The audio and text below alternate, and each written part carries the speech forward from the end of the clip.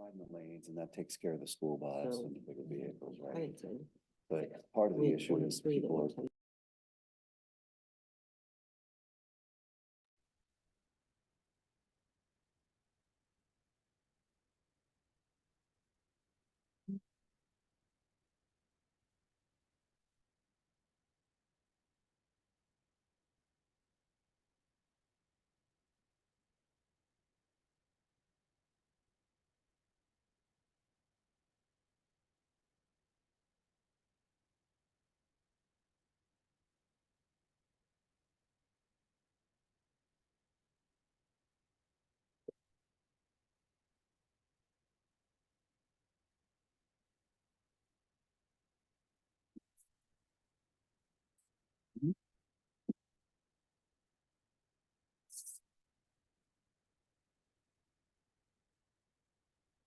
Could be under the desk.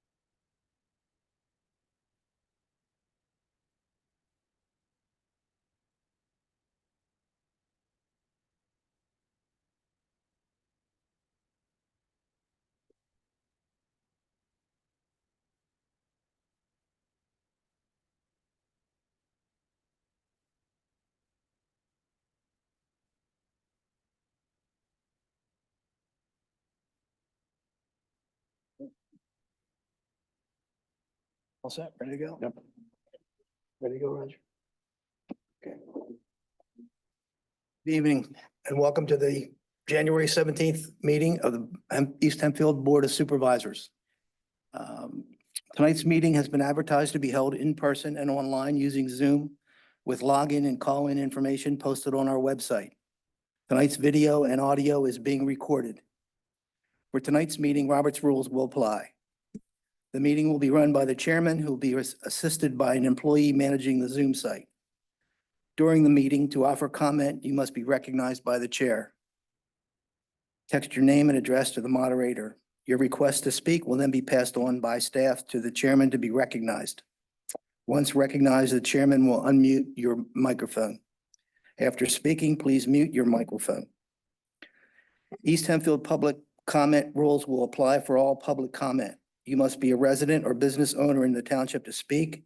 You must identify yourself by name and address before speaking and sign the guest log for meeting minute purposes, or follow the chat procedure already discussed on Zoom. Comment is limited to 3 minutes and must be about the agenda item being discussed, with the exception of public comment for non-agenda items. No action will be taken on a non-agenda item of a non-emergency nature during the public comment period for non-agenda items.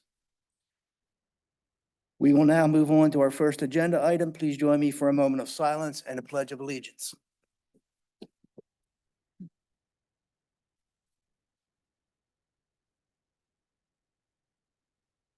Pledge. Pledge allegiance to the flag of the United States of America and to the republic for which it stands, one nation, under God, indivisible, with liberty and justice for all.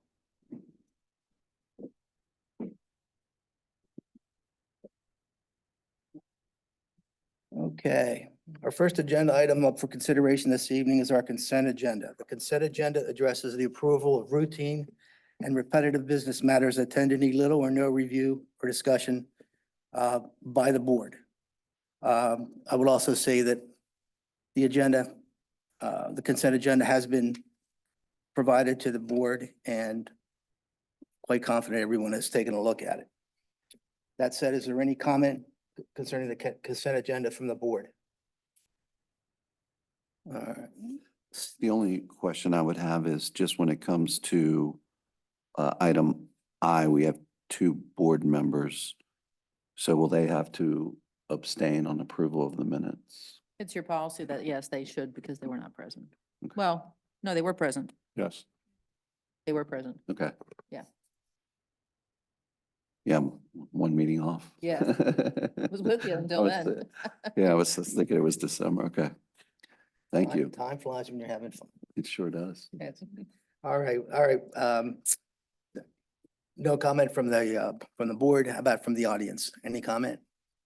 All right, seeing none, I'll take a motion to approve the consent agenda. So moved. I hear a motion by Mr. Russell. Do I hear a second? Second. I have a second from Mr. Wigglesworth. I have a motion by Mr. Russell and a second by Mr. Wigglesworth. All those in favor? Aye. Motion passes 5-0. Okay. First up tonight, we're going to have a project discussion with our traffic manager concerning Farmdale and Orville Road intersection. This intersection is part of a comprehensive upgrade to traffic on Good Drive and Marietta Avenue, encompassing Marietta Avenue and Orville. The two of the three projects are working the way they should. We have this project that needs a little fine tuning. And tonight, Mr. Bauer is going to be here to fine tune it for us. Thank you. Thank you very much. Can you bring up the memorandum? So I was asked tonight to go through the memorandum on Orville Road and Farmingdale intersection. So in December, or actually November, sorry, we were requested by township staff to monitor the intersection of Farmingdale Road and Orville Road to determine the extent of driver noncompliance to the turn restrictions constructed to eliminate the cut-through traffic through the Farmingdale Prior Crest residential neighborhoods.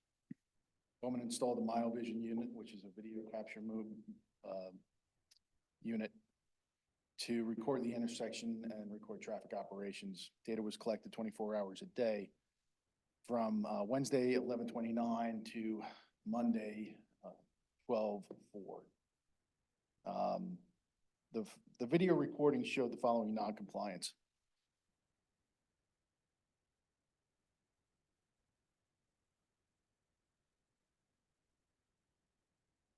Turn it on, switch on. Oh, there we go. Thank you. Okay. So southbound vehicles was basically a U-turn. So they're coming down here. It's the dark blue. We also had people that were coming down here. Southbound the wrong way. Northbound, we did have a couple people make a U-turn here. Basically a K-turn. And then we have some people making the left through here, going the wrong way. We had a few people that crossed the median. So both southbound trucks several times just jumped across the median in both directions. The average daily traffic on Farmingdale Road was 2,250 vehicles a day back in 2017. Traffic growth since the pandemic has returned to normal and has approximately grown about 1% a year compounded. So it's likely that the volumes out there on Farmingdale are similar at the 2,250 per day. And to be conservative, we looked at it as that being the ADT right now, instead of growing out to 2023, those volumes. When we look at the overall and I understand that some of them are concerning. The most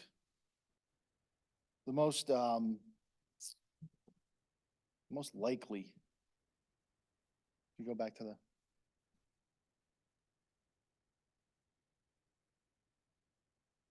is this movement down here,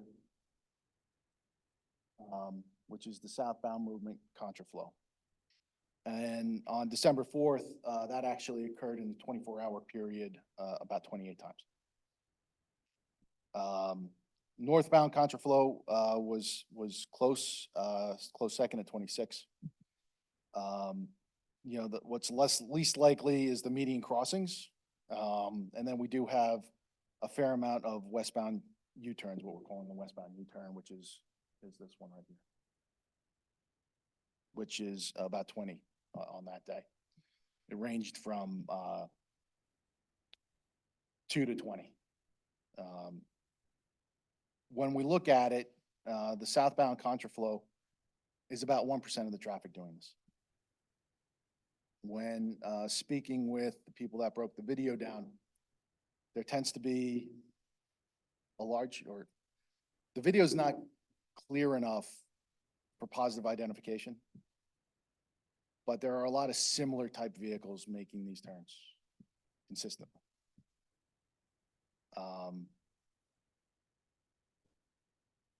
So like I said, the non-compliant nature is about 1% of the total population.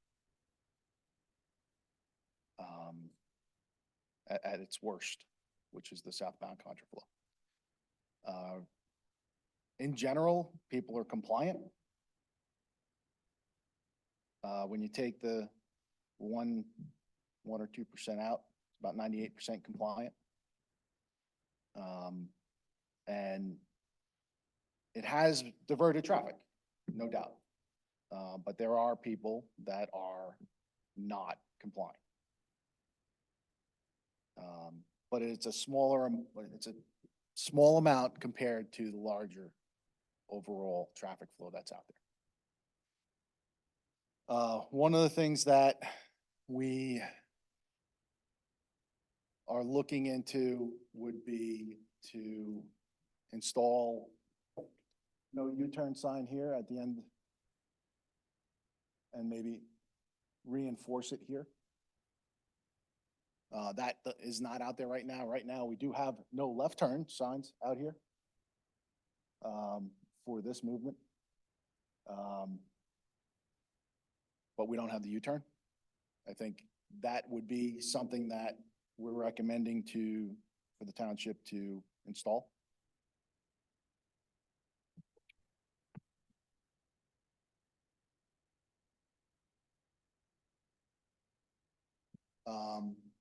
When we went through this design effort, and this does go back to, I believe, 2017, we had a design charrette. And this idea of a median came from that design charrette with our residents. One of the things that we were really looking for to do originally was just remove the lane down here. And, you know, still maintain access to the property on the southwest. But it would be, this lane would have been removed. When we went through the design charrette, the residents came up with this, which had some benefits to it. And so we pursued it. One of the concerns throughout this whole process has been, if we make this lane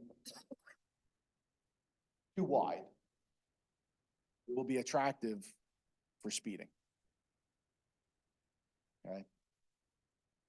So in an effort to control that, we made this as narrow as possible and still maintain enough lane to have single unit trucks and buses come through here.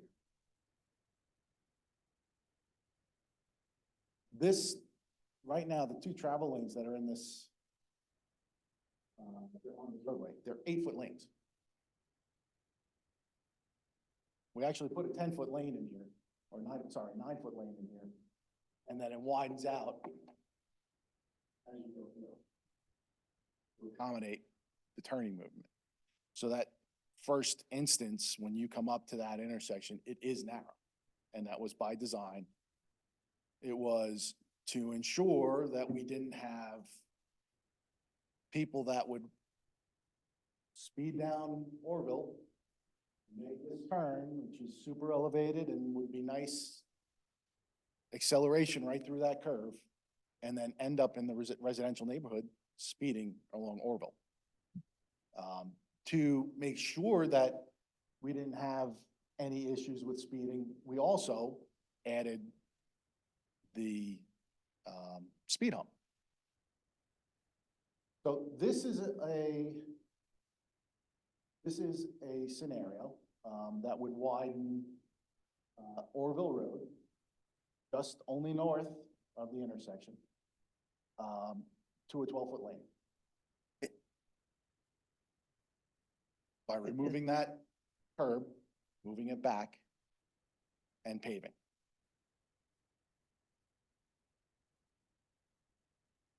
That Farmdale? Isn't that Farmdale? I'm sorry, Farmingdale.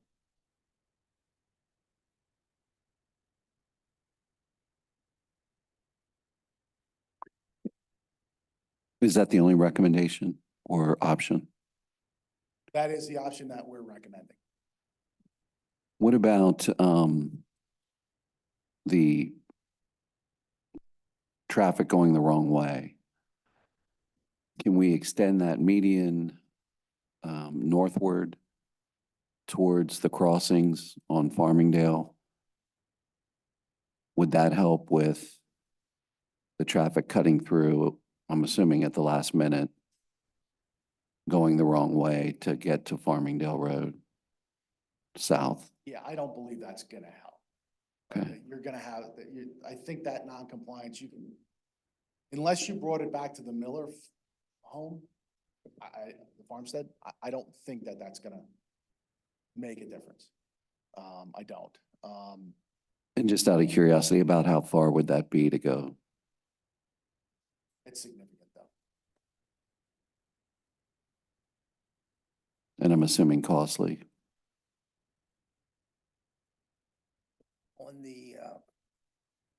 On the U-turn signs.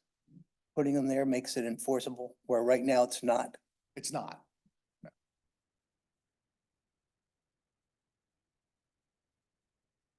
Okay. The contraflow is enforceable. You're going the wrong way up one-way road.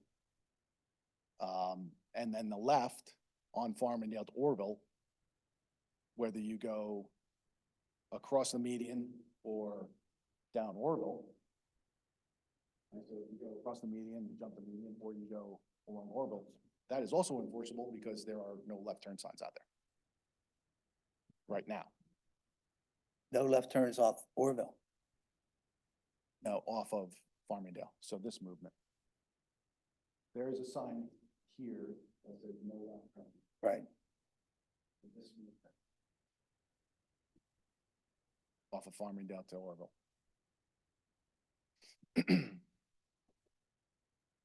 Yeah, question, I've heard a few things. The question is, like, which is the main problem we're trying to address here? So I heard you say about to maintain the reduced traffic and then also reduce like the non-conformances that are occurring there and then reduce speed. Period. So yeah, which one of these are we addressing with the design? So the design was, this design, or this redesign would help with getting trucks through when unfortunately they come through, or for some reason one of the larger buses that isn't making that turn. That's what this does. The overall concept of this intersection was to stop cut-through traffic through the Farmingdale and Briarcrest neighborhood. And, that was the impetus of this project, was we were having too much cut-through traffic. They were speeding through a residential neighborhood. We put in speed restrictions in Farmingdale, or speed humps and other items, out there to reduce traffic, speeds, but we still had the cut-through traffic. What this was, the intent of this was to make sure that people stayed on the state highways, because we forced the traffic from the crossings down, out onto Orville to a brand new signal at Good and Orville that can go north or south on Good.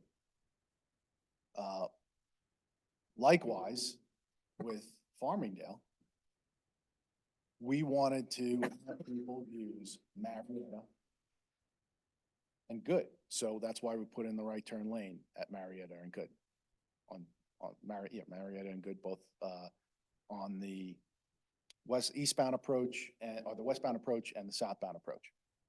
Those were turn lanes that were added for that purpose, to handle the additional traffic that we were considering, that we're going to no longer divert through a residential neighborhood to avoid that traffic signal. So that's what this was. That's the impetus of this project, was to stop the cut-through traffic. When we started looking at this intersection specifically, there were concerns coming up from the residents about speeding. Okay, so now we're going to take this traffic and it's going to speed down Orville. Okay, so what do? We control it, because it's not going to be controlled by the police department. They can't be out there 24 hours a day. You do it through design. And the way we did it was to make that intersection as narrow as possible and still maintain things like package deliveries, trash trucks, ambulance, bus. So there have been concerns about it not being able to process those trucks and traffic. That's what this widening will do. Conversely, we're going to be back to the scenario that we have a wider intersection on a curve. Want the board and staff to know that it's likely that the speeds are going to climb through that intersection with this widening in place. Will there be more, will there be other types of, because you're widening it, making it bigger, will it make it easier to jump the pork chop and again, do whatever it is somebody wants to do? I don't know that it'll make it easier, because they're doing it now when it's tight. Right. Mr. One- Bennett, can you pull your mic closer, please? I can't hear you. On the pork chop. Another benefit of the pork chop was helping us get the warrants that we needed for the light at Orville, which is a much needed traffic improvement. Right. How much traffic did we need to get those warrants? What I remember is we needed to have that traffic diverted to make that need. So I don't know the exact percentage. We would have to do a sensitivity analysis, but we felt that when we won the warrants, that we needed the traffic, the entire southbound movement to go through that intersection. Okay. And the traffic hasn't increased. Have we seen the increase in traffic from the crossings? I don't get a sense that we have at the end, when it's all said and done. We didn't, all I have is the 2017. Okay. And I guess my last comment would be, I understand that this is a turning movement issue in a lot of areas. But at the end of the day, it doesn't help me with my property owner on the corner of Knoll or on Farmingdale. And that's what we're, frankly, I like to see that as part of the solution. And I didn't hear that so far. Right, so when we looked at this, we brought that island as close as we could to their driveway. Because this was a concern, it was brought up early on, and we brought that island out as far as we could and not impact their driveway. Is there something we could do with like quick curb, like that we have in stock, or something along the line that would bring it even closer? That's a possibility, but it's gonna impact getting in and out of your driveway even more. So it is a balance. We moved that as far as we could to make sure that once people got into that driveway, into that roadway, they would just keep going straight. It doesn't make sense to make that U-turn. It really doesn't. But human nature, as it is, people are doing it. But moving that island out is gonna would impact their driveway. No U-turn makes that enforceable now. Right? Now, when we were looking at this, you never want to have all kinds of signs. You want to limit as many signs as you can. And we try to not sign the entire world. In this instance, another pair of signs there would probably help. You know, when I was looking at this, it would just, the travel time difference is minuscule now with the improvements we have out there between going and making that U-turn or going around. So.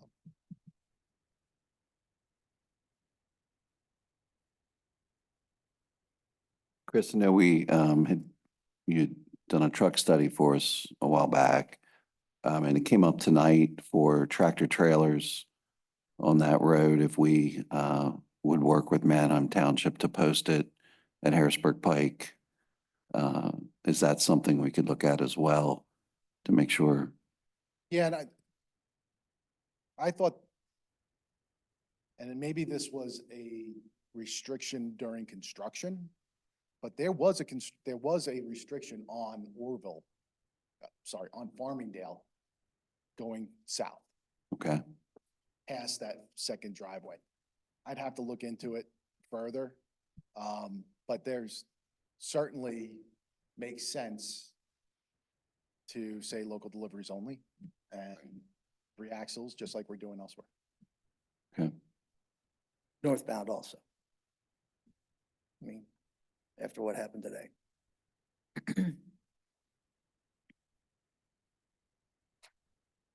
Chris, the work you proposed, is that all in the right of way existing or? It is still in the right of way. Okay. We would have to work with the Millers for a grading easement. Okay.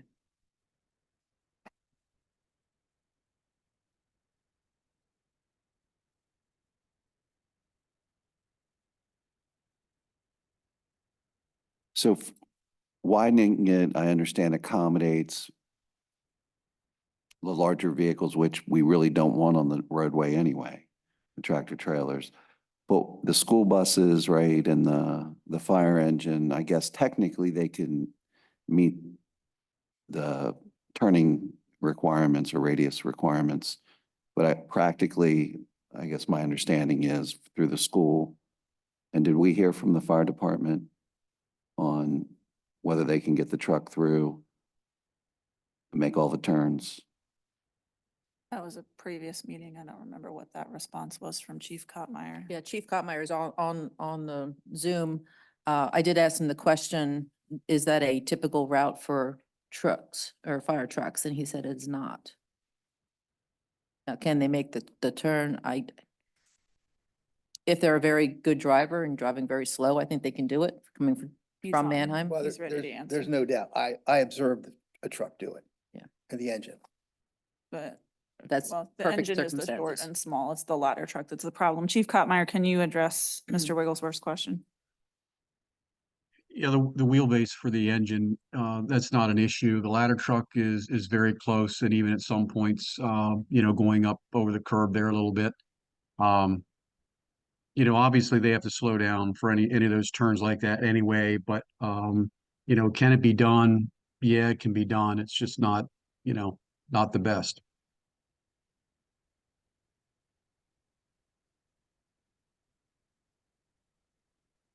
Was there consideration given to the gray area and the widening to be like a rumble strip type material? We Would did that- not look at it that way.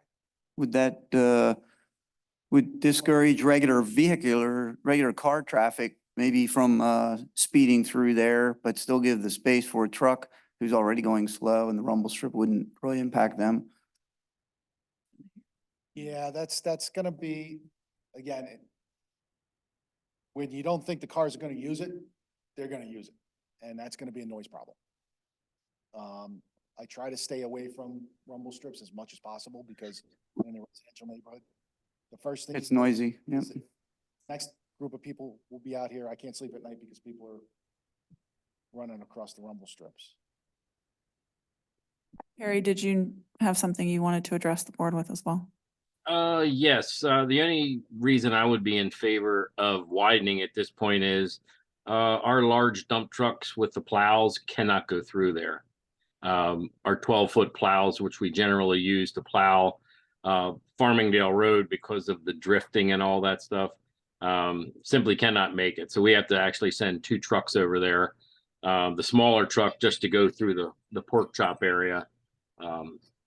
And then we use, the bigger trucks to push snow, down towards Park City. So that's the only reasoning that I would have for that. Doesn't mean we couldn't continue to do it this way, but it's just inconvenient to have 2 trucks there at the same time. So.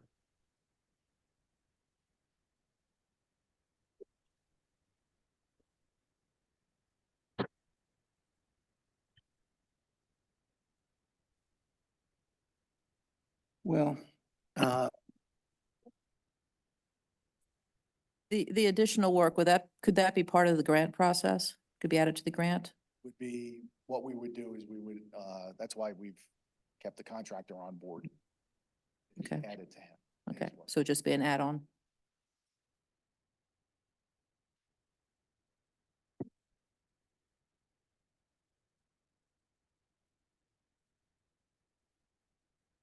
well, I guess here's where I think I'm at on this. I'd rather,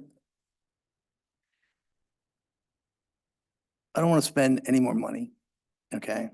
But more importantly, until we address the issue on the corner, I wouldn't be in favor of moving ahead at this point with anything. Because it seems like fire department can ham and egg it the way it is, and so can Perry. So that would be my thinking at this point. One thing I would say is that one of the issues is the school bus. If I'm not mistaken, widening, I think, would help in that area.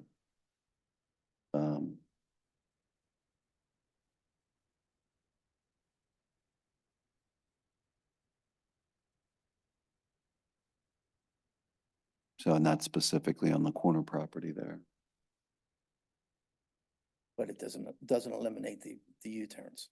No, that does not solve those problems. I would say, put the U-turn signs up, no U-turn signs.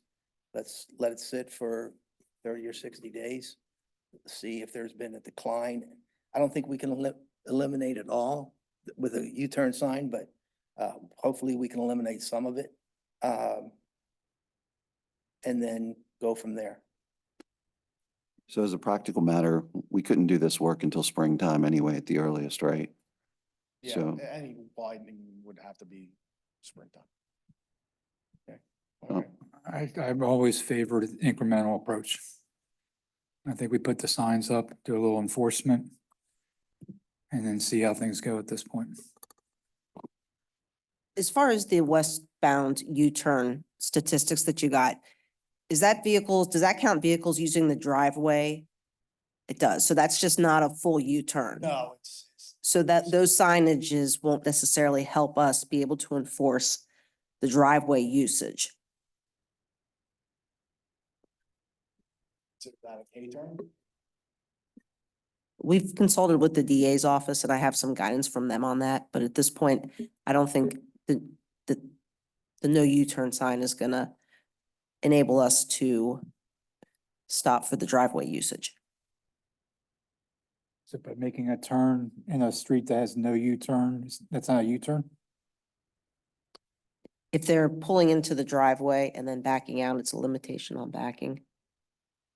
It wouldn't be just the enforcement of the U-turn sign. But that would not be a U-turn by crossing the double yellow line going in the other direction. Not once they go into the driveway and breach the driveway of a private property residence to perform the maneuver. How about if they had no trespass signs up in the driveway? I've been in communication with them about that, and that would be a criminal violation for the trespass versus a vehicle code violation. Would that be enforceable? Yes. So would we still put the no U-turn sign up and put the private drive sign up?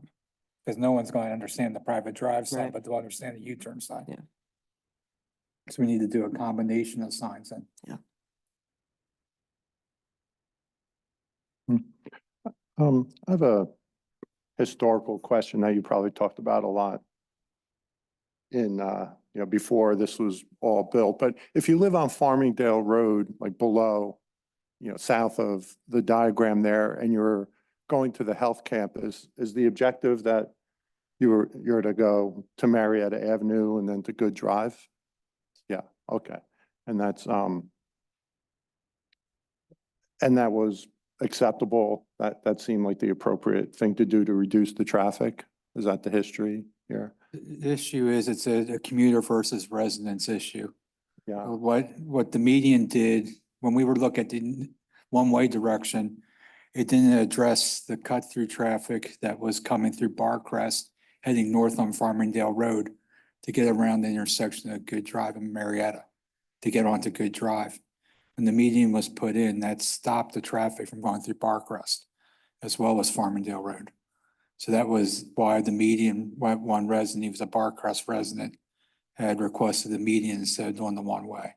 Because it wasn't really, it was helping the Farmingdale Road, so it's reduced the amount of traffic overall, but it wasn't addressing the cut-through traffic.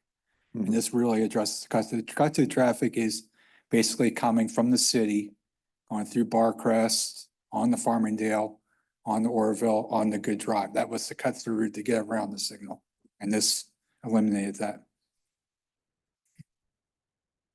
okay, and that is the consensus of the residents in that area that this It is? was a mixed consensus through this Oh, whole okay. process. It was not a smooth process. This was a 10-year Oh, process that we went through, so.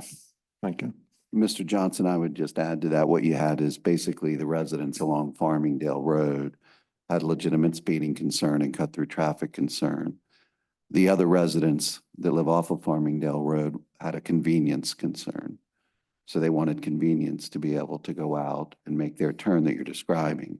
So we tried to balance that and we made those improvements to Marietta Avenue and Good Drive to try to balance the convenience portion of their concern. So I think we did a good job that way and focused on the safety issue. This had one of the highest speeding incidents it was the highest speeding street in the township. So, I mean, significantly 20 miles over the speed limit type speeding. So it was a pretty high concern in this area. Thank you.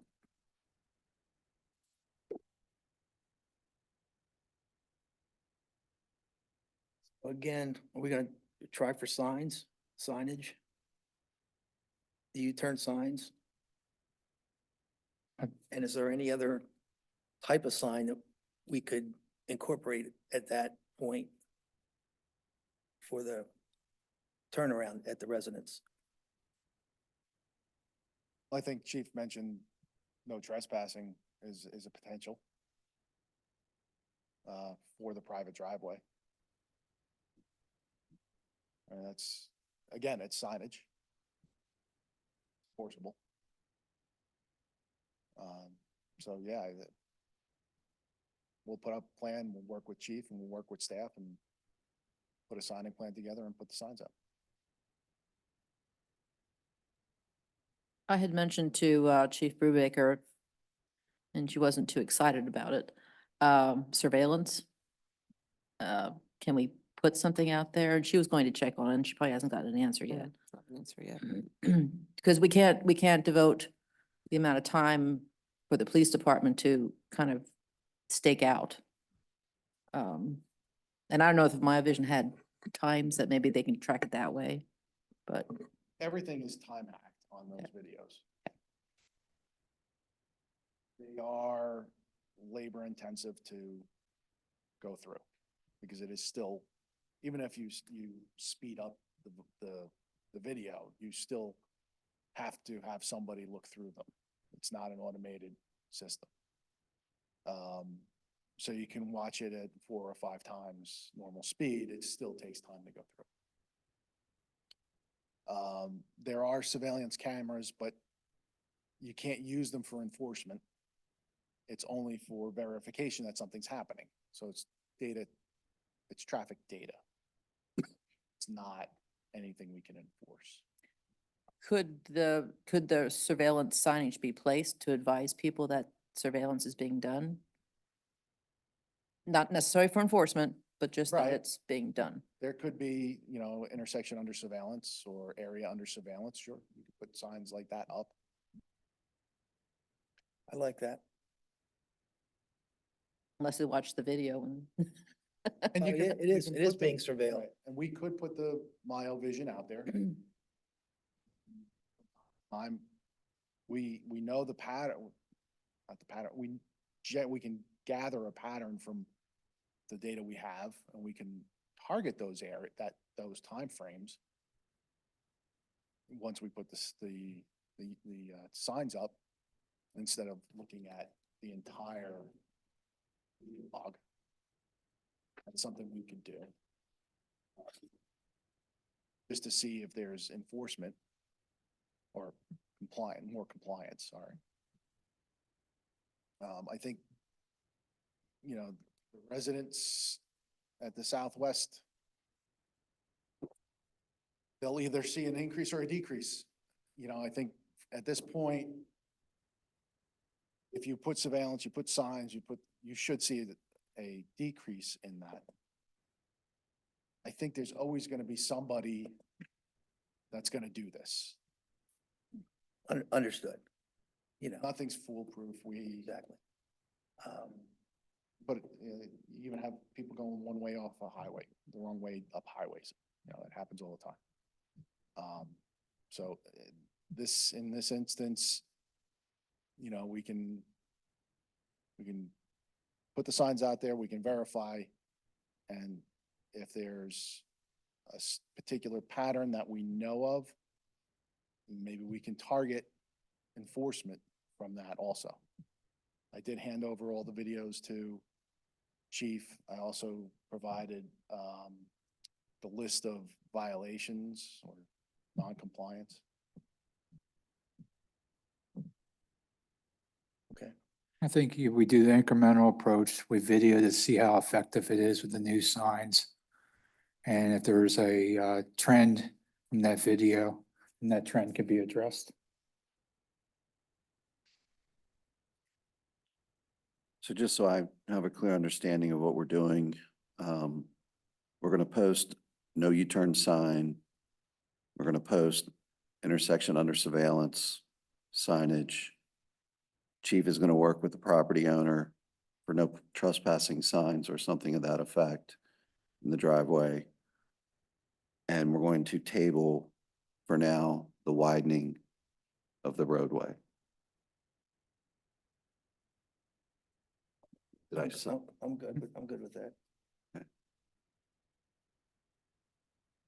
Do we need a motion on that? That would be wise, yes. Mr. Chairman, I'll make a motion in dealing with the Farmingdale and Orville intersection that we post a no U-turn sign at that intersection. Also post intersection under surveillance signs. Have Chief Brubaker work with the property owner to post private drive, no trespassing signs. And that we table the widening of Farmingdale Road at this time. I'll second that, and just modifying that one part that we're posting U-turn signs, plural, it's gonna be multiple Okay. U-turn signs, so. Good.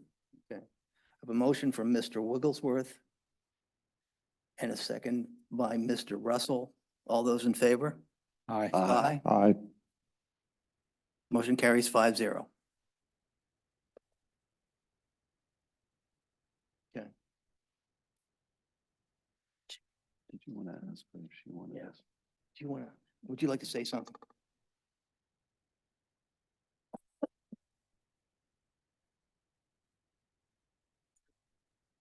My name is Christina Dietrich, 842 Farmingdale Road.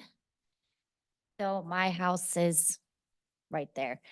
And we've been residents there for 2 years, so we weren't part of the discussions that happened prior, but part of the reason we chose that house was for the country feel, yet close to everything, easy to get to everything.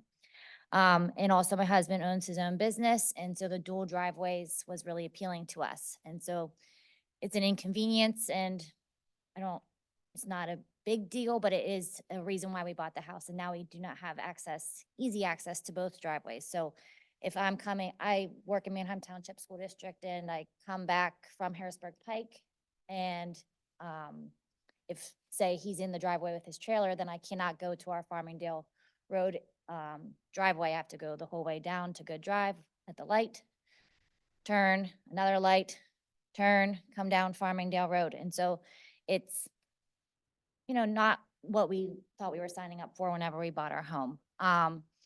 Same thing if he's carrying a trailer, it's coming from one end to another, makes a bit of a difference. And another part of why we chose the property is because of the beautiful trails across the street. And so I appreciated the data today, and yes, 28 instances of going the wrong direction is small compared to 2,000, but to me, that was 28 times that my kids could get hit crossing the street. And I mean, it seems like a lot per day. So I just wanted to share that today.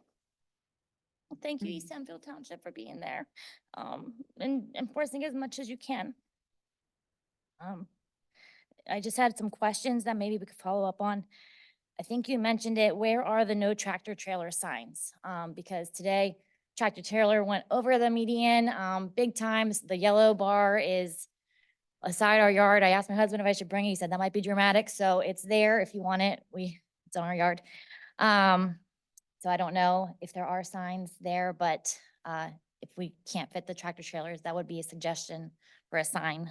And we're just really not sure what was wrong with the three-way stop. We never really felt unsafe or that there was too much traffic there. The three-way stops just seemed like it was working. But now there's so many instances a day, and yes, in comparison to the amount of cars, it's a small percentage, but it's a lot. And so we weren't sure what was going on with the three-way stop because it just seemed like it worked well. And has Google Maps been updated? The last time I was here, I said I put in Google Maps at Wegmans and put in the Grace Church that's at the end of Farmingdale Road and Marietta Ave, and it took me straight, even though the pork chop wouldn't allow it. So I was just following up to see if Google Maps had been updated, if you knew that. And the hearing that the ladder truck is not the best, but it works is kind of concerning. Same with the plows, that it's not the best situation, but it works. Same with the buses, it's not the best situation, but it works. It just doesn't feel like we should just settle for, it's not the best when it comes to the safety and well-being of people in my home and people surrounding my home. So what numbers would you want to see from the surveillance to determine if it's effective, putting up a no U-turn sign and putting a no trespassing sign? That's a question that I had. And thank you for listening. Thank you. So how do we have the ability to change Google Maps? We do not, and we've sent updates for other things across the township that still aren't updated multiple years later. I know Chris also submits the same way. It's a privately owned mapping system. They submit, we submit, but we can't force them to change, and we can just keep telling them it's wrong until somebody decides it isn't.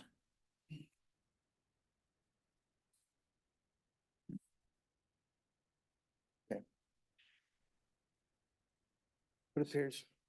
And I would just say to your question, I think for me, I want to see a decrease for what you're dealing with. So I don't know that we'll ever get to a 0 or in the near future, but I mean, we're not looking like this is all we're going to do and then walk away and throw our hands up. I think what we're looking for is a decrease and to make it better. In regards to, I think your particular situation with the school bus, I don't know that widening it in these directions, which is where we're looking at, solves the issue that you have. So that's why we're tabling that for now.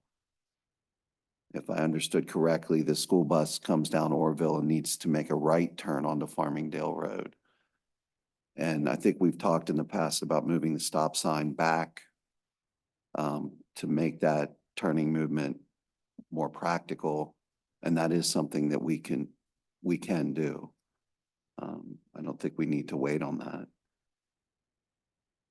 So I would be assured that, I want to assure you that we'll be working on this and we'll continue to work on it. And we're working to try to find a solution that you're going to be satisfied with and deal with the issues that you brought before us here this evening.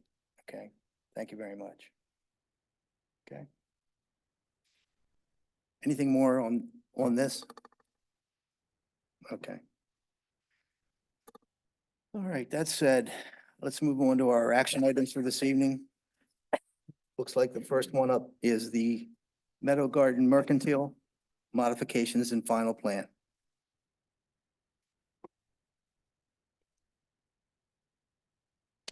Good evening, Steve Gergley with Harbor Engineering. This is a small land development plan for 543 Champ Boulevard. We were here with a sketch plan a couple of months ago. It's 15 acres at the northwest corner of Champ Boulevard and the Route 283 westbound on-ramp. Contains the Comfort Suites Hotel, which is an 80-room hotel, and a farmhouse and a couple of barns that were until recently used for an event venue. That's since been discontinued and the farmhouse is occupied by a family. This project is to install a small garden store at the western end of the parking lot, the existing parking area, to be called the Meadow Garden Mercantile. This will be through Roar Seeds. It's a small retail building, a few small greenhouse areas, greenhouse buildings, small outdoor areas that'll be enclosed by a fence. They'll sell garden supplies, garden accessories. So it's a minor land development plan. Stormwater was already accounted for when we did our office did the land development plan several years ago for the hotel. We'd oversized the stormwater facilities, anticipating potential for future impervious surfaces, and this falls within those parameters.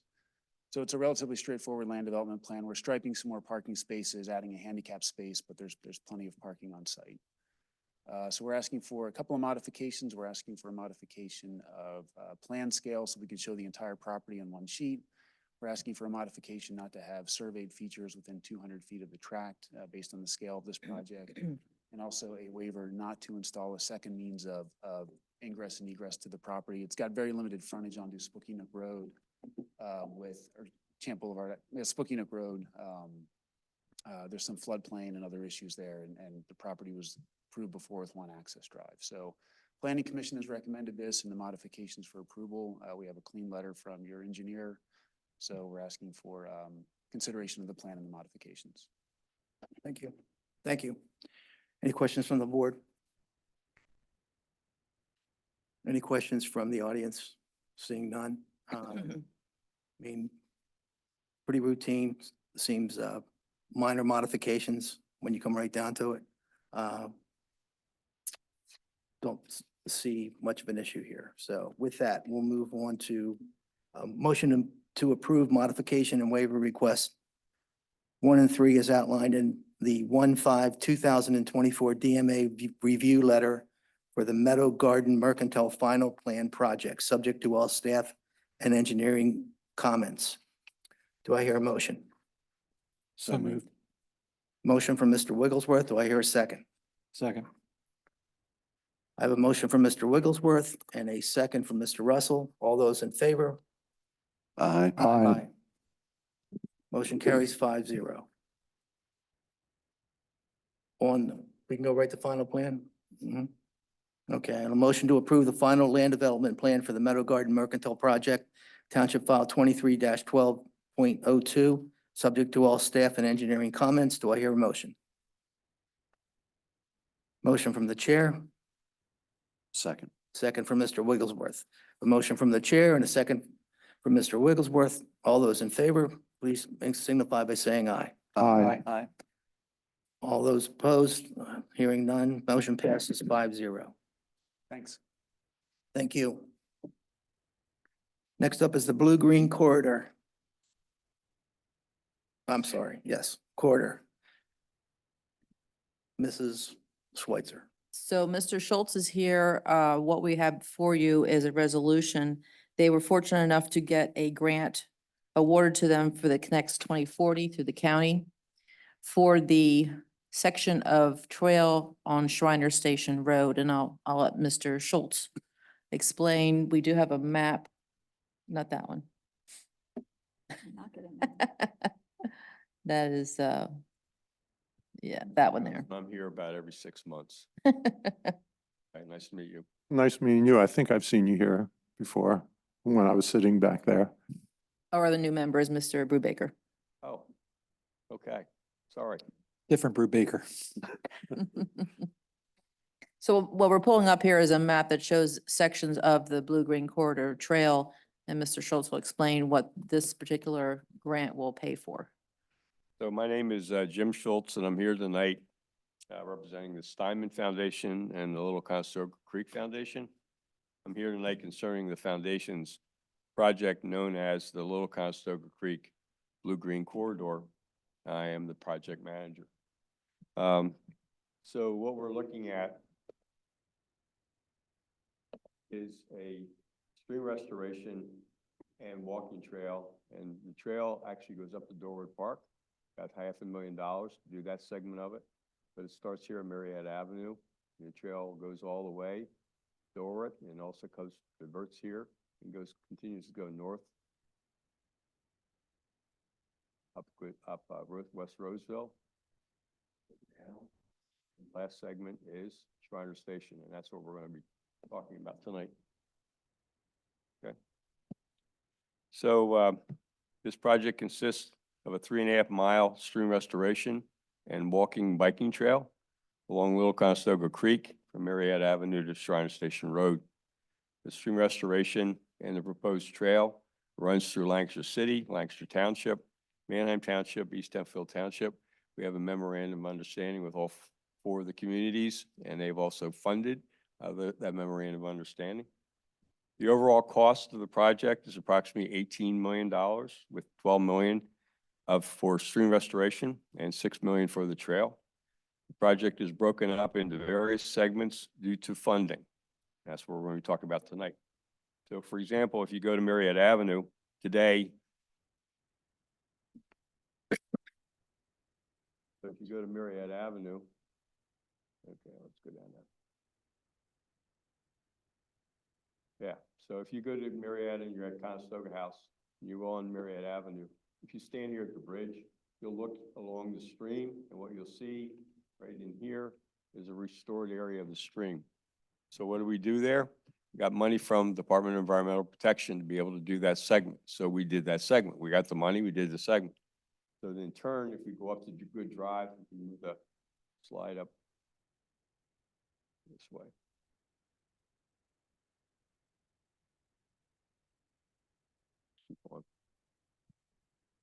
Go up to West Roseville.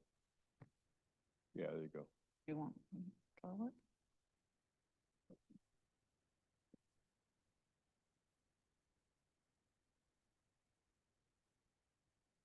So we will be starting construction. We'll be coming here in front of you to get approval for the trail that will start in this area. There's an abandoned or vacant daycare center that's owned by Lancaster General Hospital. That will be used as a trailhead. And we will then in turn, this sort of pinkish colored, across Harrisburg Pike. We're working with PennDOT to get all the approvals there to cross Harrisburg Pike. And we utilize the existing access road that's there now to in fact be able to walk from this area across Harrisburg and here, and also go onto the campus of Lancaster General. Again, this is the segment we're talking about now from a standpoint of getting funding for this segment and how we got funding, and that's what we're here for tonight. Okay. So we got monies from DEP to do the stream restoration. We got monies from DCNR, Department of Conservation and Natural Resources, to do this segment of the trail. So I'm here tonight to talk about another segment, namely the Shriner Station Road segment. In April of 2023, as I mentioned, I'm here about every 6 months. The East Hempfield Township Board of Supervisors approved our request for East Hempfield Township being the applicant for funding from a Lancaster County program called Connects 2040. East Hempfield Township had to be the applicant because only municipal governments can be the applicants. As a foundation, we were not eligible to apply. So we came to the township, and the township agreed to be the applicant.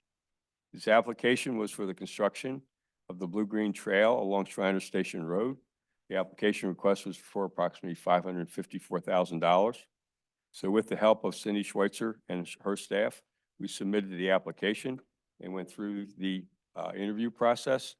And in December of 2023, last month, the county MPO approved the application, and East Hempfield Township was notified that they would receive the funding for the Shriner Station Road segment of the trail.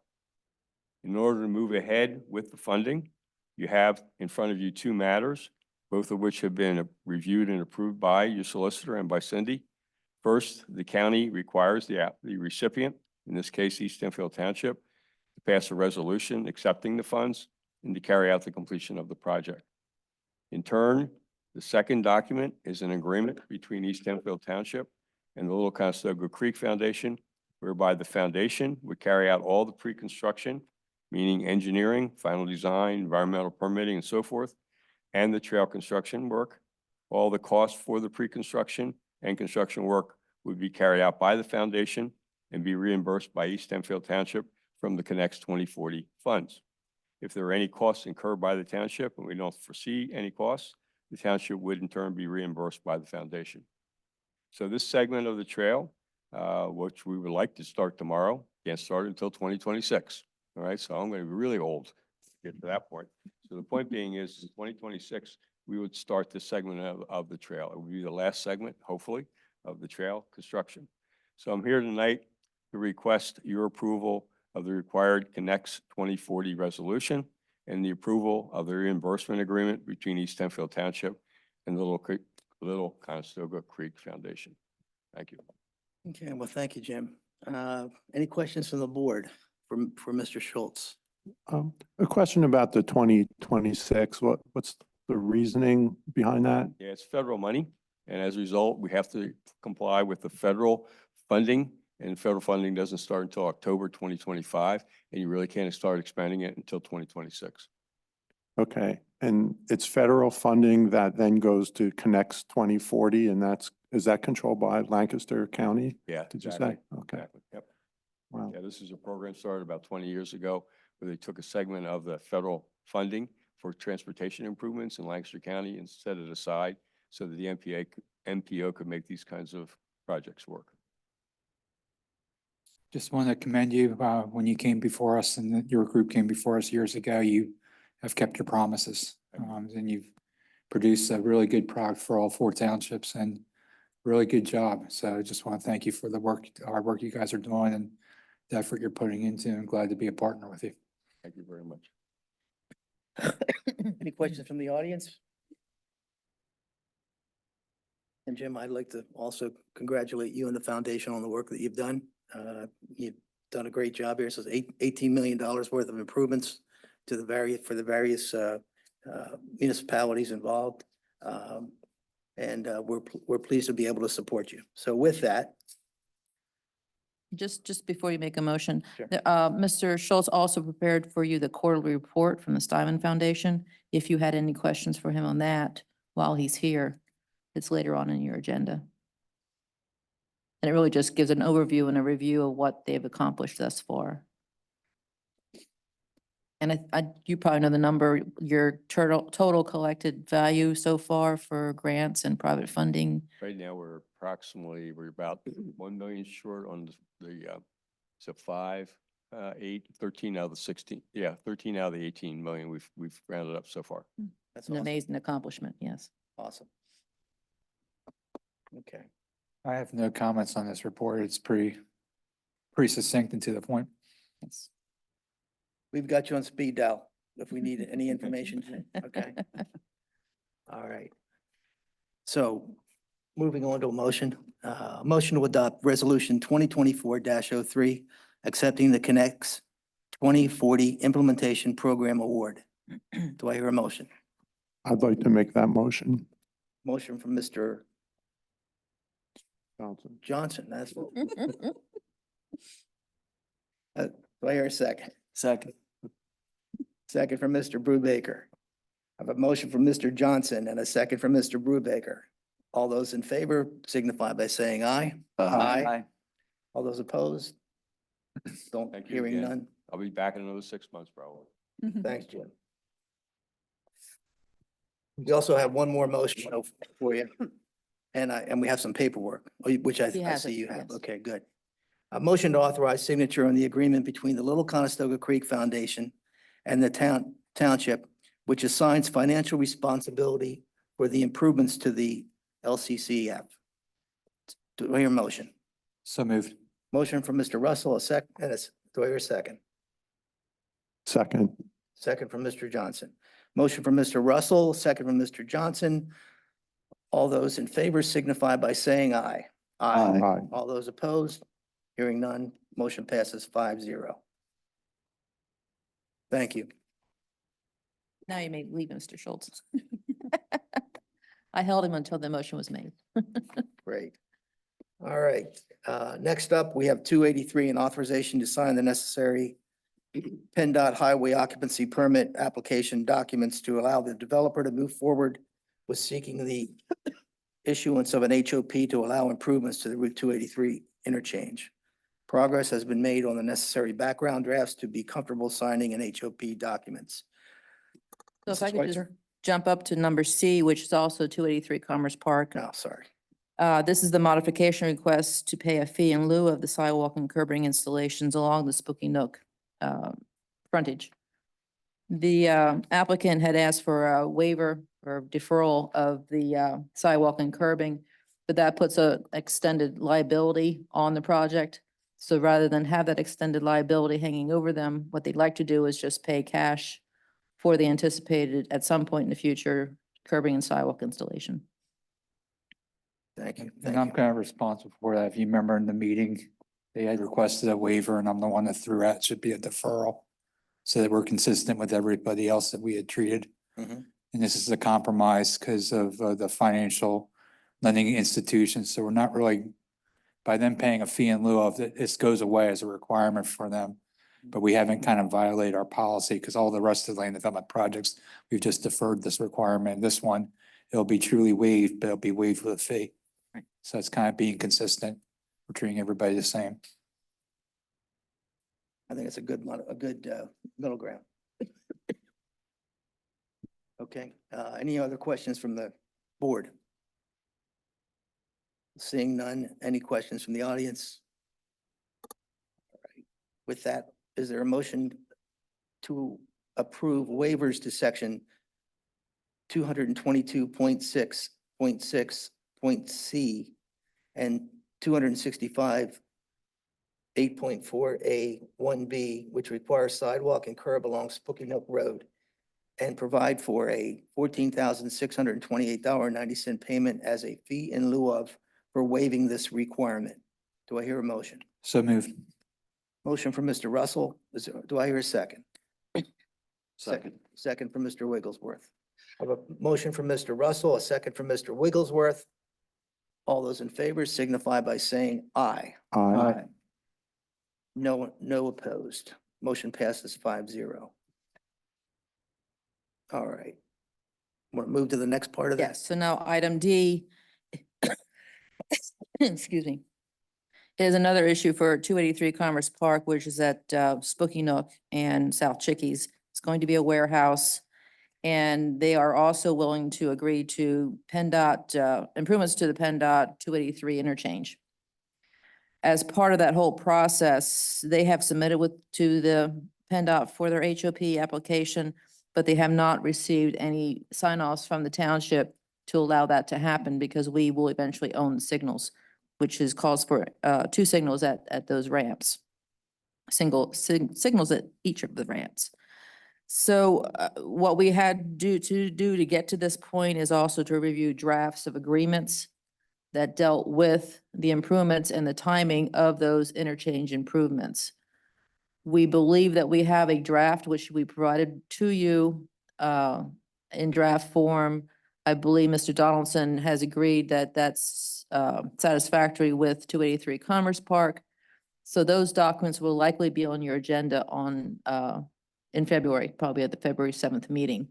But right now, what they'd like to do is to keep this moving forward, to submit the necessary documents for HOP, even get that issued probably beginning of March, I believe you said. I need authorization from the board to sign the necessary documents for PennDOT for the HOP process. You're comfortable with everything? Yes. All right. We're comfortable. We had an amazing meeting last week with the developer and traffic engineer and Scott Hain, and they are comfortable. That was also Susan Pfeiffer, our attorney, was also present. And she has reviewed the documents with their attorney and she is comfortable. Okay, any question or comment from the board? Hearing none, I'll take a motion to authorize the township manager to sign the necessary PennDOT highway occupancy permit application documents to allow the developer to move forward with seeking the issuance of an HOP to allow improvements to the Route 283 interchange. Do I hear a motion? Motion from the chair. Do I hear a second? Second. Second from Mr. Wigglesworth. I have a motion from the chair and a second from Mr. Wigglesworth. All those in favor, please signify by saying aye. Aye. Aye. Okay, that was a 5-0. Thank you. All right, next up, we have an MOU for a shared deputy EMC with Warwick Emergency Services Commission and an update to a previous MOU with Liddittsboro and Warwick Township, removing East Petersburg Borough. Mrs. Schweitzer. And that's going to be all Mrs. Garber. So this MOU has been in existence for several years. It was a document that was put in place between the township and East Petersburg Borough and Liddittsboro and Warwick Township. And what it did was allow our shared EMCs, emergency management coordinators, to work across municipal lines to assist each other in the case of a major incident. The Warwick Emergency Services Commission employs Dwayne Ober, who is the emergency management coordinator for Warwick Township and Liddittsboro. Their primary reason for the signing of the MOU at that time was we each share multiple municipalities, and PEMA indicated that in order to share services back and forth, we needed a signed MOU. With the release of the EMC for East Hempfield Township serving the borough, we needed to remove the municipality reference from the MOU. So the MOU has already gone before, I'm going to say the wrong one, Liddittsboro Council, and they have signed the document. It is now in our hands to sign, and then once you approve it and sign it, if you so choose, it will go to Warwick Township, as their meeting is next week, for signature. The only change to the MOU is the removal of the borough. And this continues to be a necessary document and sharing of services for us largely because of the number of vulnerable targets that we have across both municipalities or all three municipalities. The two that stand out the most in my mind outside of our fertilizer plants and other things are Spooky Nook and Rock Lidditz. They're very comparable in the number of people who come and go and the value of the people who utilize the facility. So it would be the request of Chief Kottmeyer and I, and also Dwayne Ober and his deputy Chief Smith, that you consider and approve the new MOU and sign it so that we can continue to support each other in planning and preparedness as well as response to incidents. Okay, thank you. Mhm. Any questions from the board? It's just nice to be working with our sister municipalities that think alike. Any questions from the audience? Okay. All right. With that, do I hear a motion to sign the updated MOU with the Lidditz Borough and Warwick Township? So moved. So, motion from Mr. Russell. Do I hear a second? Second. I have a motion from Mr. Russell and a second from Mr. Johnson. All those in favor signify by saying aye. Aye. Aye. All those opposed, hearing none, motion passes 5-0. And you're gonna talk about this one too, right? I am. Yes, I'll even Go. say the word so you don't have to. all right. I don't have to. So the next item on your agenda is letter F, the promulgation of the Emergency Operations Plan, which is done by Resolution 2024-04. What that resolution does is allow for an update to the Emergency Operations Plan and the Notification and Resource Manual. Those are two documents that we live by in the case of emergency responses to incidents. The Notification and Resource Manual is a non-public document that includes contact information for the police department, the fire department, all of our vulnerable facilities, including daycare centers, hospitals, churches, and those types of facilities. And we do updates to this on a recurring basis, but then it is promulgated by resolution annually or biannually. The major update for tonight for the Emergency Operations Plan and for the Notification and Resource Manual is again the removal of information that was specific to East Petersburg Borough because of the sharing of the EMC that has been discontinued. So it'd be my request that you would approve the resolution so that we can pass that forward to County EMA and PEMA with the updates to our Emergency Operations Plan. And if you have any questions on those documents or that process, I'm happy to talk in the meeting or offline if you're not familiar with those. Okay, thank you. Any questions for Mrs. Garber? All right. Hearing none, motion to adopt resolution 2024-04, which authorizes an update to the Emergency Operations Plan, which includes updates to the Notification and Resource Manager. Do I hear a motion? So moved. Motion from Mr. Brubaker. Do I hear a second? Second. Second from Mr. Wigglesworth. Motion from Mr. Brubaker, a second from Mr. Wigglesworth. All those in favor signify by saying aye. Aye. Motion passes 5-0. Harrisburg Pike Drainage Improvement Project. I think we'll go to Mrs. Weitzer on that. Fondly referred to as the Harrisburg Ditch. We've improved the name of it. Charity Hayne with David Miller Associates has found a possible grant match with the Susquehanna River Basin Commission. It is a 10% match to the township. The project costs are just shy of 400,000. So we would need to come up with $40,000 if in fact we got awarded the grant. And this is just authorization to submit the grant and that the township is willing to match if the grant's awarded. Did we really inflate that estimate just to make sure we have a little cushion for costs if it's up to $500,000? I can have her adjust, yes. Yeah, it's always better to go a little high. Our 10% match will be what it is, but Yeah. that way we don't go, if just a little higher to play it safe a little bit. Okay. But this is long overdue. The Mrs. Grimm who lived on the corner who passed away. If you guys remember, Tropical Storm Lee, when it came through, that ditch was a major flood source for the township and flooded a couple properties, including her property. And we So really only found out that we actually own the portion parallel to Harrisburg Pike is a township owned ditch, Yeah. drainage way. But to fix that drainage way, we also have to fix upstream. Which we've looked at, the engineers looked at, it's taken some time.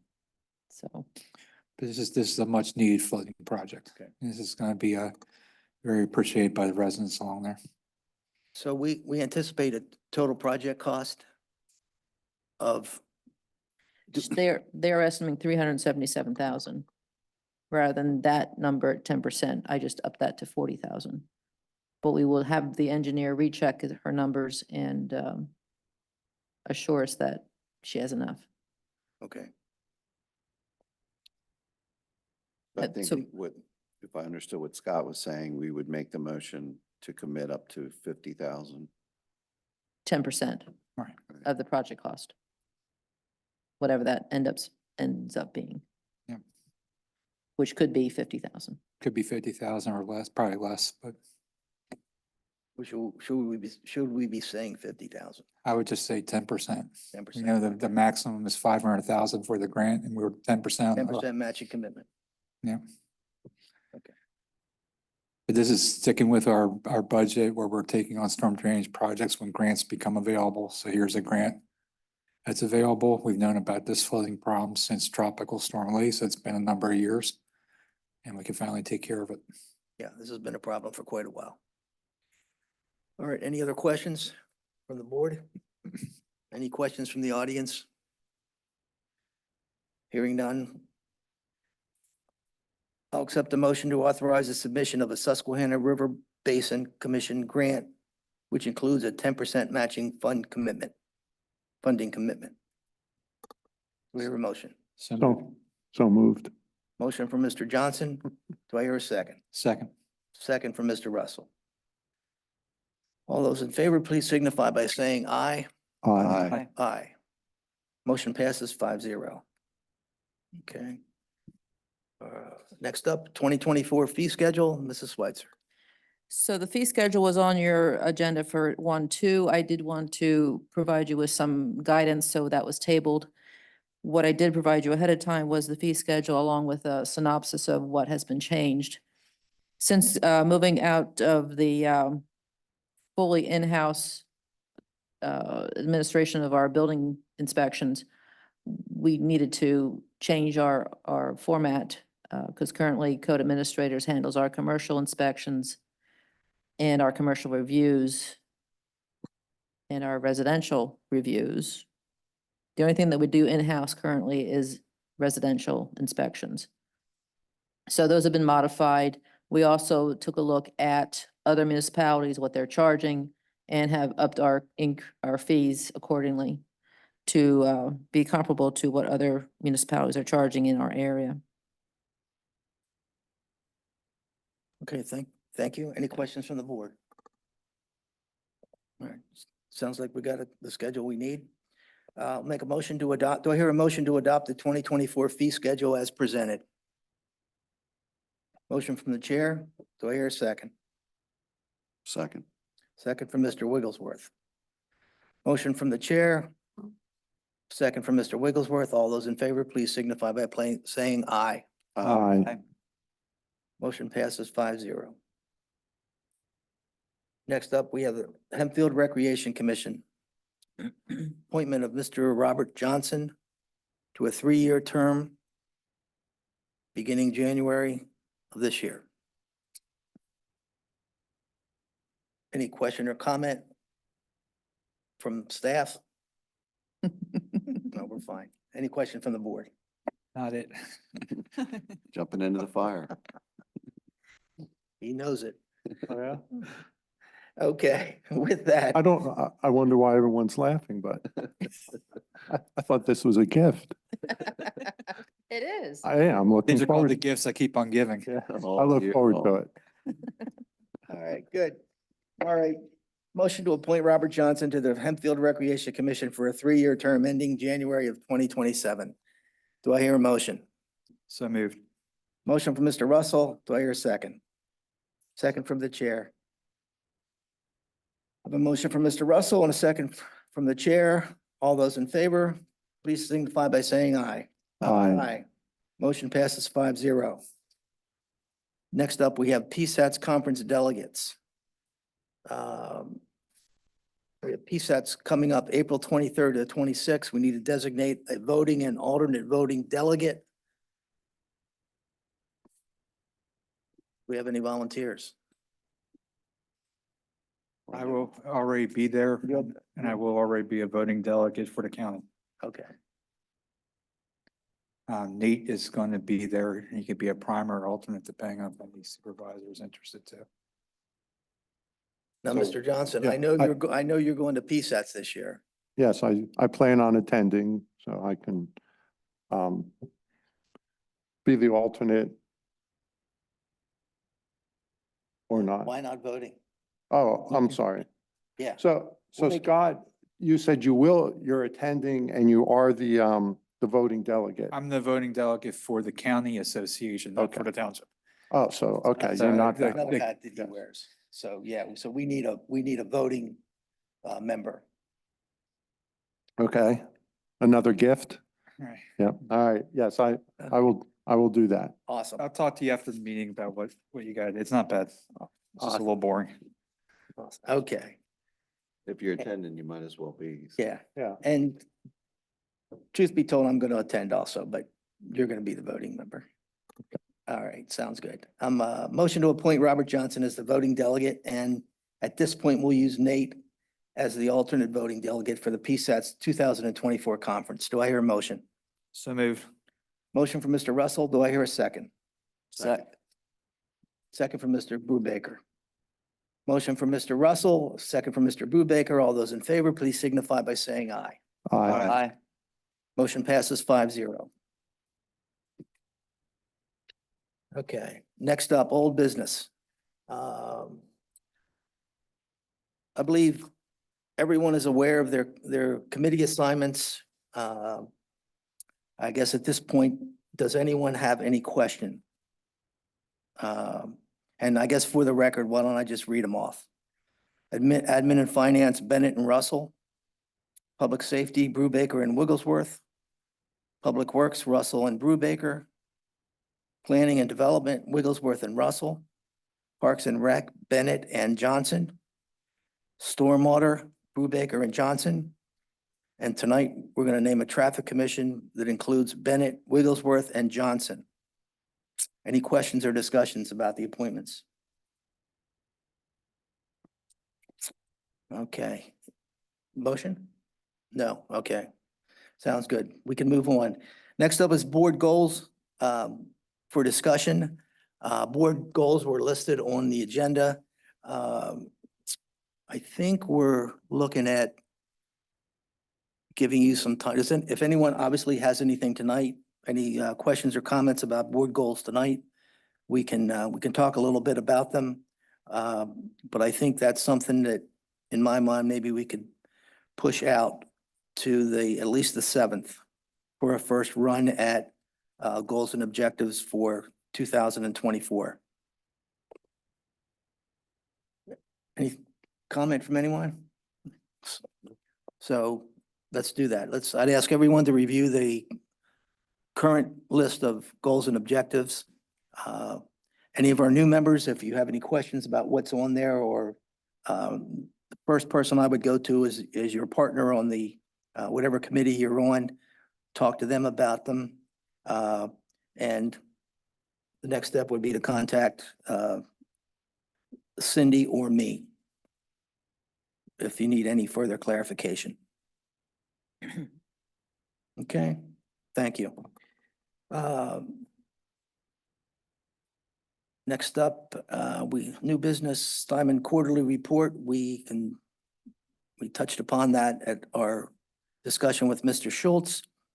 Moving on to the Traffic Commission report. Traffic Commission had a meeting tonight where we discussed Surprise, Orville, and Farmingdale Road.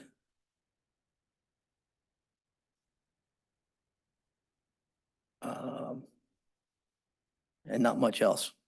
Like at this point, it was an informational meeting for all in attendance, and there was no action items or nothing voted on. And Go ahead, Scott. just a question, I think, are we sure we don't have to have a motion to name Traffic Commission? It's assigned by the chair, according to the 2019 ordinance. I'd still just, given the official nature of that one where it's a board by, I would do a motion at least for that. Up to the board. Yeah, I'd recommend that just because they take official action outside of the board of supervisors. It does allow official action outside of the Board of Supervisor as it relates to traffic. Right. And roads. Okay, if that, That's if all that, I'd recommend we yeah, formally. yeah, if that's the case, then I think we should have a vote. So I'll make a motion to approve. Well, first of all, any other discussion? Any discussion from the audience? They've been pretty cooperative tonight.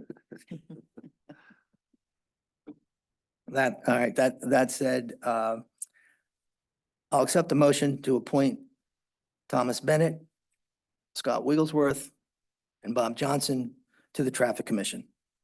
Do I hear a motion? So moved. Motion from Mr. Wigglesworth. Do I hear a second? Second. Second from Mr. Russell. The motion from Mr. Wigglesworth and a second from Mr. Russell. All those in favor, please signify by saying aye. Aye. Aye. Motion passes 5-0. All right. Public comment. Do we have any public comment tonight? I have a comment. Okay. Yeah, as a new member of the board here, I just want to express appreciation for how good of a process it's been, like onboarding. Cindy put together a tremendous document with links on it for learning, and I had an excellent session to walk through the different areas, and my fellow board members have been very welcoming and accommodating. I just want to express that I appreciate that, and I think our onboarding process is very good. Awesome. Thank you. We just made it up. But yeah, All right, that looks to be it for public comment. How about a manager's report this evening? I'm not going to read the whole 6 pages. Don't do that. So I was just informed tonight by Mrs. Garber that the Centerville Road project is on hold for the week due to the weather conditions, so there's no work being done out there. They are progressing along up until this point. We did have some issues with trenches and storm drains, but we're working through that. So overall, the project is going well, but they did hit a little hiccup here with the weather. The Old Roystown Road project, however, is still at a standstill. They have not pulled back into start construction again. We're still dealing with windstream, and we just recently found out that there's another utility line that has not been moved. And we're now working again to try to get that moved so that J.D. Ekman can get back in before February 1st. Hopefully, there's stream restrictions between February 1st and February 15th and June 1st. So they're trying to fight that deadline with the Strout stream and getting the last culvert in, but they're working real hard at it. We talked about the Farmingdale Road project, the Stony Battery Trail. We're whittling down on the last final details, the roadbed for that cut through between Kaufman has been removed and topsoil has been put in. So as soon as spring breaks, they will seed that. So that pretty much is essentially closed. Well, it is closed. We are working with TE Connectivity. That needs to be staked out. That should be happening the end of January. Once that happens, then Perry will go in and put that part of the trail in. And then probably pave it once weather breaks. The Amos Herb Park Phase 2, we are on hold until we hear word from a local share account grant that we have in the process. We're hoping to get a spring award on that, which will help us to cover the additional costs that that project has seen. We talked about the Little Conestoga. No, we didn't.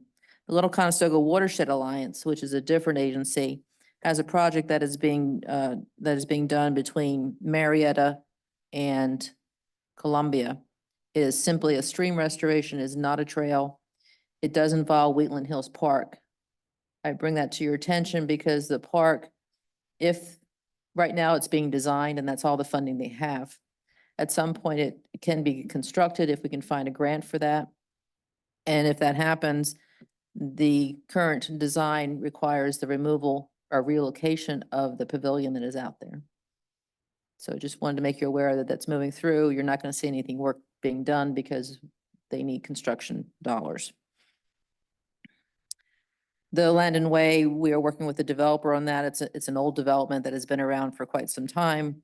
We're putting a little pressure on to get him to complete his stormwater work and eventually pave it in the spring so that the residents now have a paved road, which is long overdue. We talked about the fee schedule, the blue collar interior modifications. I was told by Blue Collar and presented with plans that they'd like to put in a pizza oven. And they're going to be using the center room of the banquet facility, which isn't used as much as the other one, which is great for their business. This will go to the Recreation Authority next week for actual approval, but we usually like to keep the supervisors informed because they hold the land lease on the property. They also are planning to do some continue their outdoor events this year, which were apparently successful last year and didn't cause any issues. We talked about Panattoni and their project, the Connect 2040 grant with Mr. Schultz.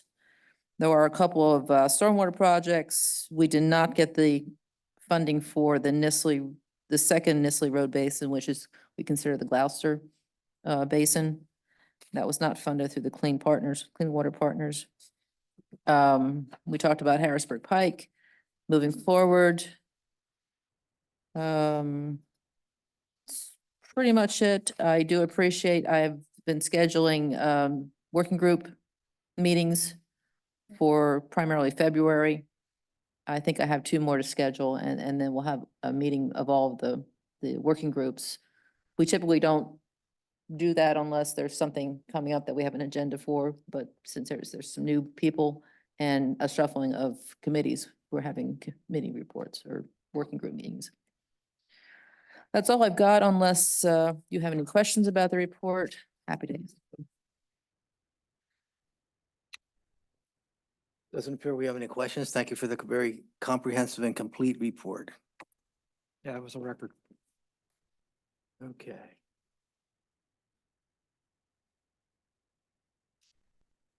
Looks like I'm out of numbers here, so.